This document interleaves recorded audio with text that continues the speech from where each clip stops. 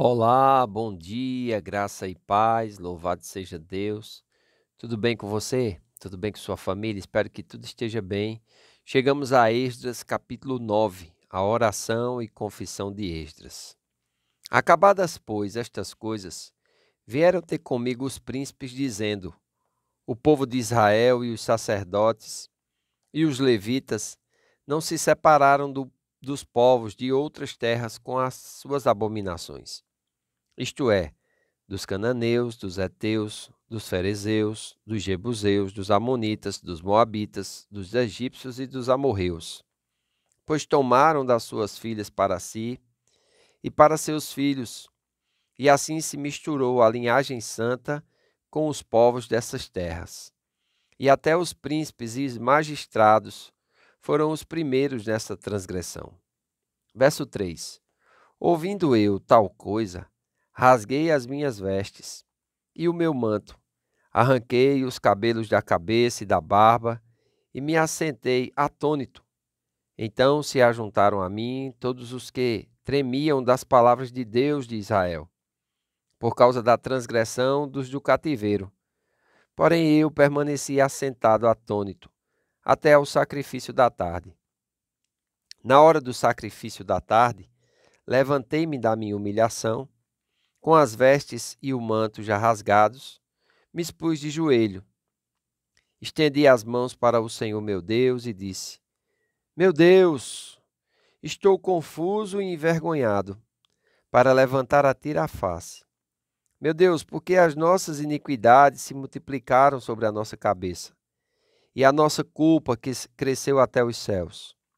Desde os dias de nossos pais até hoje, estamos em grande culpa, e por causa das nossas iniquidades, fomos entregues, nós, os nossos reis e os nossos sacerdotes, nas mãos dos reis de outras terras, e sujeitos à espada, ao cativeiro, ao roubo e à ignomínia, como hoje se vê.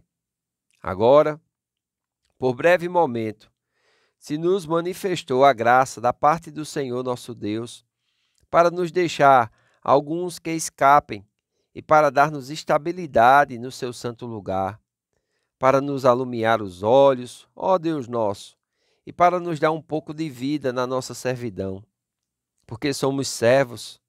Porém, na nossa servidão, não nos desamparou o nosso Deus.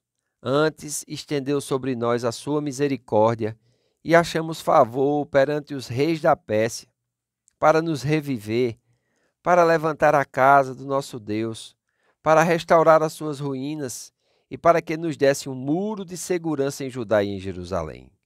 Verso 10. Agora, ó nosso Deus, que diremos depois disso? Pois deixamos os teus mandamentos, que ordenastes por intermédio dos teus servos os profetas, dizendo: A terra em que entrais para possuir é terra imunda, pela imundícia dos seus povos, pelas as abominações com que na sua corrupção a encheram de uma extremidade à outra. Por isso, não darei as vossas filhas a seus filhos, e as suas filhas não tomarei para vossos filhos. E jamais procurareis a paz e o bem desses povos, para que sejais fortes, e comais o melhor da terra, e a deixeis por herança a vossos filhos para sempre. Depois de tudo o que nos tem sucedido por causa das nossas más obras e da nossa grande culpa, e vendo ainda que tu, ó nosso Deus, nos tem castigado menos do que merecem as nossas iniquidades, e ainda nos deste este restante que escapou, tornaremos a violar os teus mandamentos e a aparentar-nos com os povos dessas abominações? Não te indignarias tu, assim contra nós, até de todo nos consumires, até não haver restante, nem alguém que escapasse? Ah, Senhor Deus de Israel, justo és, pois somos os restantes que escaparam, como hoje se vê.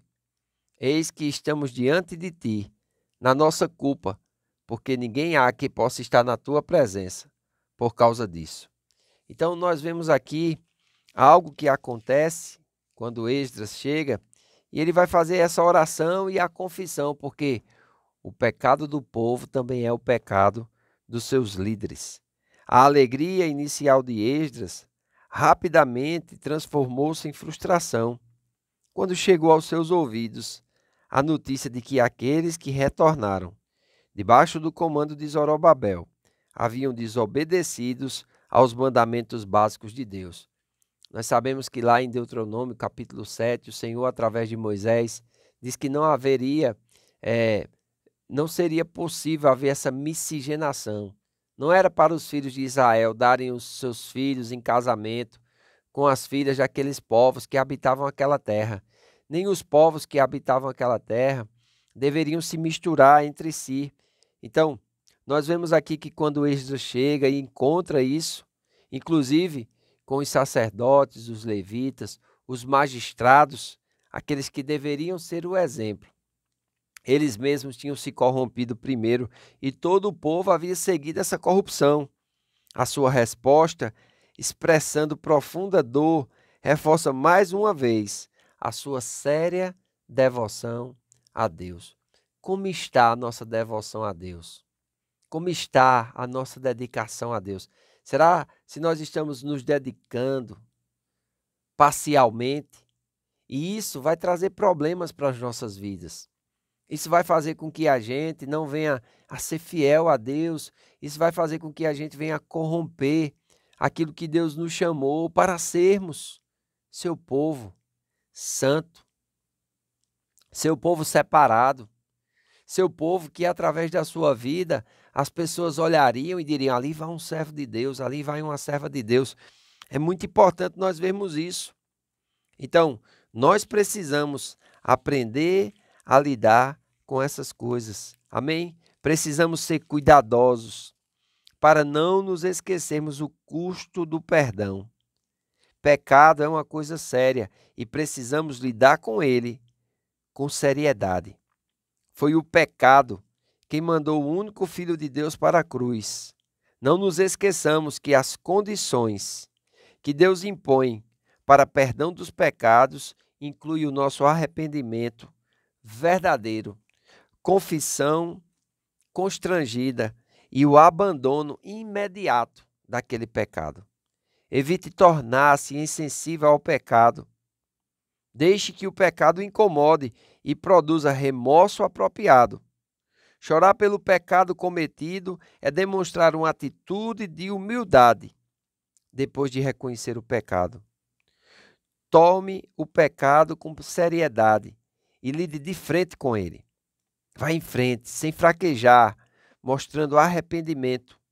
Tome as providências para corrigir os erros que o pecado produziu. Não desvirtue o perdão ao persistir no pecado. Então são coisas que nós precisamos aprender. E Esdras aqui, ele faz essa oração com muita humilhação, rasgando as suas vestes, arrancando os cabelos da sua cabeça, arrancando os cabelos da sua barba. Quando um homem judeu fazia isso, ele estava em profundo arrependimento. E nós precisamos ver aqui o quanto Esdras expressa preocupação pelo fato de Israel estar repetindo o padrão de pecado que o levou ao cativeiro há menos de 100 anos. Deus, com sua mão poderosa, veio libertar esses israelitas, cumprindo a profecia de Jeremias. E eles aqui, irmãos, estão caindo nos mesmos erros. Como isso é possível? Como suportar tal coisa?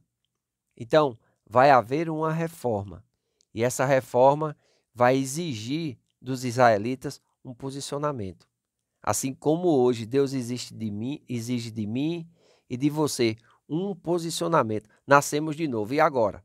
Esta é a porta para uma nova vida. E Paulo, escrevendo aos Coríntios, no capítulo 5, no verso 14, ele diz que Cristo morreu para que aqueles que nele creem e vivem não vivam mais para si mesmos, mas vivam para aqueles que por ele morreu ou antes que ressuscitou. Nós precisamos, após o novo nascimento, viver a nossa vida voltada para Cristo.